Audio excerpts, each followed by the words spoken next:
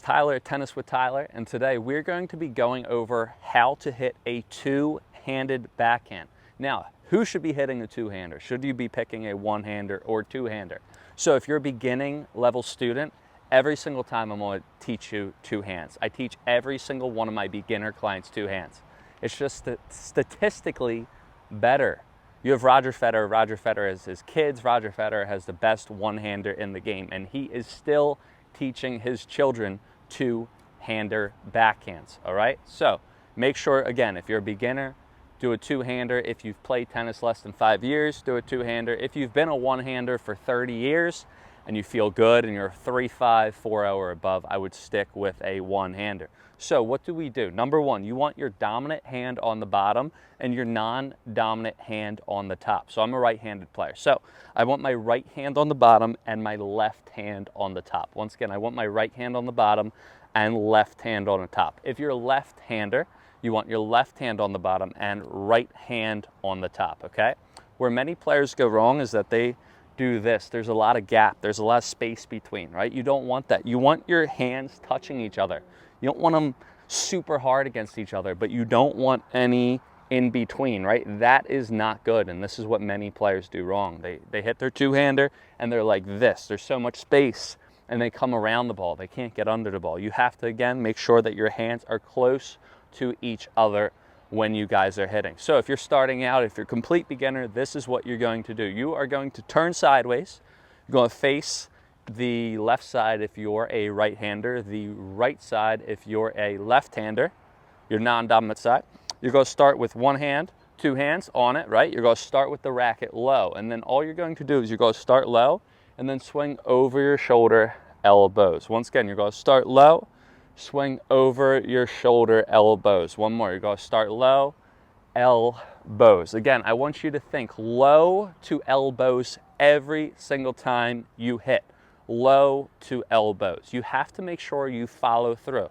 And again, this is for a beginner. So we're going to get a couple balls and we are going to demonstrate. So again, we're going to start low, racket down here, and when we finish, elbows. Let's do two more. We're going to start low, elbows. One more. Start low, elbows. Low to elbows every single time. If you guys golf, if you guys are golfers, it's kind of like a golf swing, except you don't start high to low to high.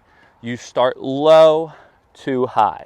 And again, when you finish every single time, this is what I want to see. Both elbows pointing forward. What too many players they do wrong is that their right elbow's down, their left elbow's down. It is not going to work. You need both elbows up every single time. Then once you get that, what you are going to do is instead of starting low to elbows, that's what we just did, right? You're going to start back to low to elbows. So again, beginner version, you start with the racket low and then you go to elbows. Then once you master that, intermediate advanced, so you can adjust to the heights of the balls, you want to start with your racket back. And then when you start with your racket back, then you're going to go low to elbows. The reason why, it's a whole C, right? You're making a C when you hit, right? Watch, when I take the racket back, that's the top of the C. Then when I drop, that's the curve. And then when I swing over my shoulder, so it's like a C with a check mark, right? The reason why you want to do that, every pro does it, right? The reason why is because if the ball's super low and you start low, you're going to be easily able to make contact with it. But if that ball's super high and your racket's down here, you can't do it, right? So if you take that racket back, then you can drop it to the height of the ball. Let me explain. So if the ball's this high, right? I take the racket back, drop to the height of the ball. Ah, that was horrible. Let's try one more. So I take it back, drop to the height of the ball every single time I hit, right? So again, you want to take that racket back, then you want to go low, then elbows. Guys, when you guys take that racket back, here's where players go wrong too as well. They go like this. They go like this, super tight, right? No, when you go low, from back to low, watch, I take my racket back and all I do is I just drop my racket. I let that racket go down and then I get under and I hit, all right? So I want you guys to go out on court, 2, 3, 4, 5 balls and just racket back, low, elbows. One more, racket back, low, elbows. And that's going to take a little bit more, right? It's going to take longer. That's why you guys got to start low to elbows and then back low to elbows, because it's going to take more timing. You're going to have to get that down. It's going to take a couple lessons, couple reps, right? All right, so then the next thing that you want to do, you always want to make sure where players go wrong when they're learning the backhand is that they take their racket back too far. They either go like this and they hit, they have no momentum, or they take their racket super back behind and they wind up and hit it in the net, okay? When you take your racket back, you're looking for two things, right?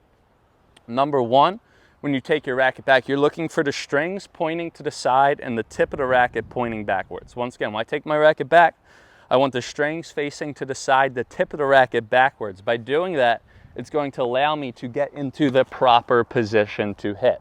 So let me just repeat that one more time, right? When you guys take this racket back, you're looking for two things. Number one, you want the strings facing to the side. Number two, you want the tip of the racket facing backwards. Always like this.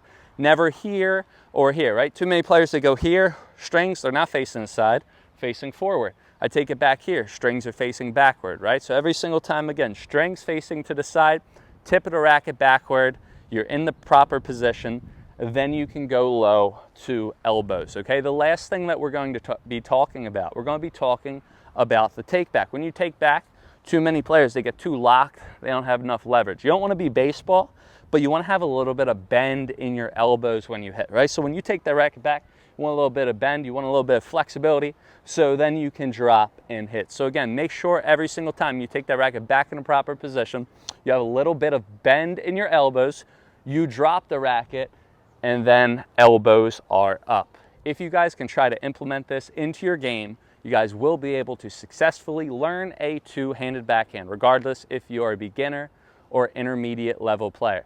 Guys, if you guys have any questions or comments, please let me know in the comments below. Have a good one, happy backhands, and happy hitting. Cool.